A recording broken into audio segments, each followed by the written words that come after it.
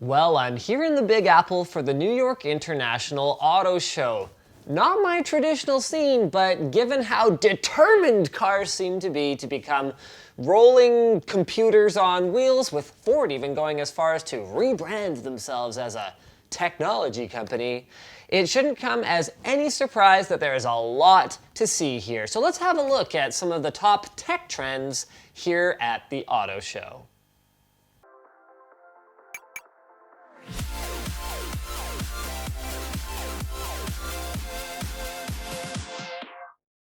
TunnelBear is the easy-to-use VPN service that lets you use the internet as though you're in one of 20 different countries. Try it for free at the link in the video description. First up is phone integration, and I mean the real deal, not just a Bluetooth chipset and a microphone somewhere. Integrated Qi wireless charging pads were on display in the Toyota Prius Prime and Hyundai Ioniq, with Honda offering upgrade accessories to enable this functionality on key models, and Volvo evaluating it moving into the future. And Android Auto and CarPlay were either big selling points or quietly swept under the rug, depending on who you talked to. Against the tide, BMW and Toyota remain committed, at least for now, to their in-house developed connected drive and N-Tune infotainment systems, while Hyundai, Volkswagen, Ford, Chevy, Honda, and Audi have already embraced both on models like the Ioniq, Volt, and the new A4, with Volvo lagging only slightly behind, with CarPlay support available now and Android Auto coming later on the S90 T8. Most brands, Ford, Chevy, Audi, actually pretty much you name it, were showing off evolutionary improvements to their phone apps to the point where there's a base functionality set that pretty much everyone's got. Your remote lock and unlock, your geolocation, your car status updates, maintenance reminders, battery level indicators. But there's still innovation here. Volvo's phone as a key fob functionality stood out to us as pretty cool because it allows your Bluetooth-enabled phone to literally act as the key to your car, and not only that, but it allows you to share it with anyone else, a friend or a family member who has the Volvo app installed. Trend number 2 has gotta be fuel economy. BMW had 3 plug-in hybrids on display, including the 740e xDrive iPerformance, with 14 miles of pure EV range and a 53 mile per gallon equivalent rating, which is pretty good if you factor in the fun-to-driveness of it, but not nearly as amazing as the new Chevy Volt, which boasts an incredible 53 miles of full electric range with an additional 367 handled by the gas engine if you run out of juice. Not to mention that their Bolt electric vehicle boasts over 200 miles of range at a price point under $30,000 US, assuming full leverage of the available federal tax credits. Damn. Not to be ignored though, Toyota launched the Prius Prime plug-in hybrid, whose EV range of 22 miles isn't as impressive, but whose 84 mile per hour pure electric top speed, 600 mile total range, and 120 mile per gallon equivalency rating may make up for it. Honda, having been working on fuel cell for decades, finally has something real to show for it, with the Clarity fuel cell launching this year in select markets.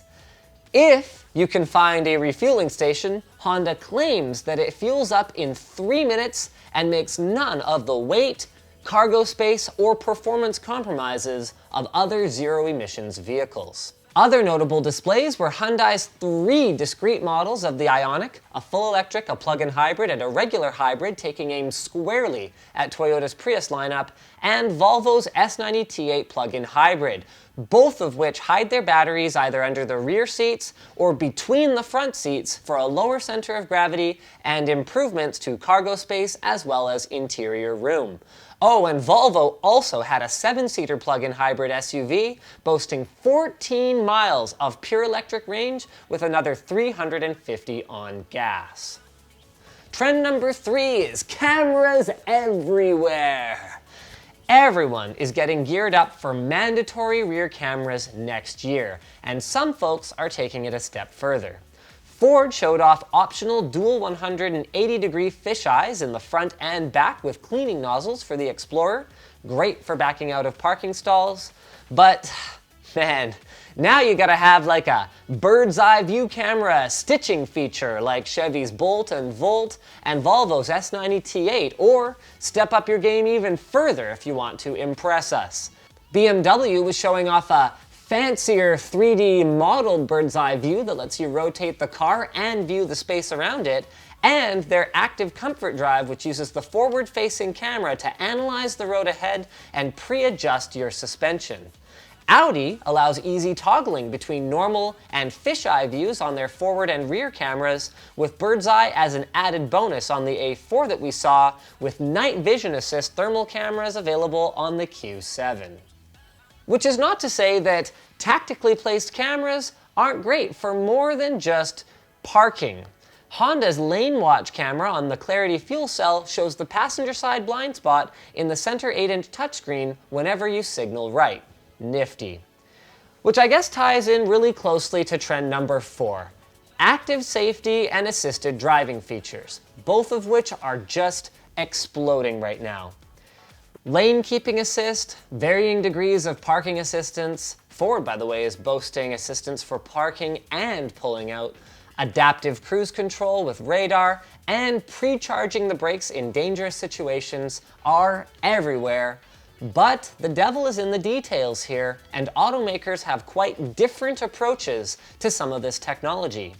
BMW's ability to automatically navigate stop-and-go traffic stops working if you take your hand off the wheel for longer than 10 seconds.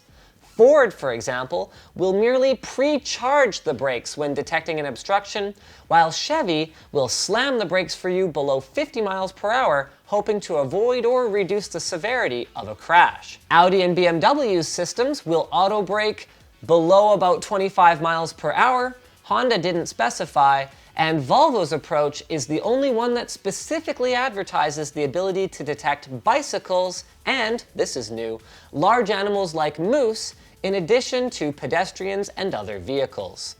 So depending on whether you want a vibrating steering wheel, an audible alert, a heads-up display flashing notification, or the car to wrench control from you in the event of a problem, you will need to pick not only the make, but also the model of your next car very carefully. The last couple of mentions here didn't fall neatly into a category, but BMW's gesture control allows volume adjustments, call acceptance and rejection, as well as manipulating the 3D view of the car by detecting hand waves with a motion and heat-sensitive roof-mounted camera. We thought that was pretty cool.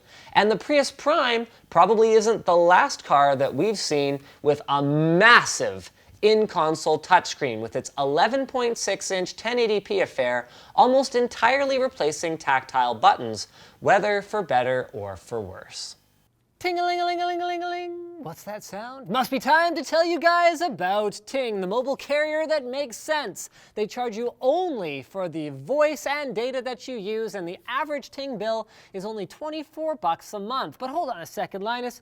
How would I know if I would get charged $24 or $42 or $80 billion? Well, all you gotta do is head over to linus.ting.com and try out their savings calculator. The savings calculator lets you input your last few bills, and then it spits out how much you would have paid for the airtime that you used if you were on Ting. Sounds pretty cool, right?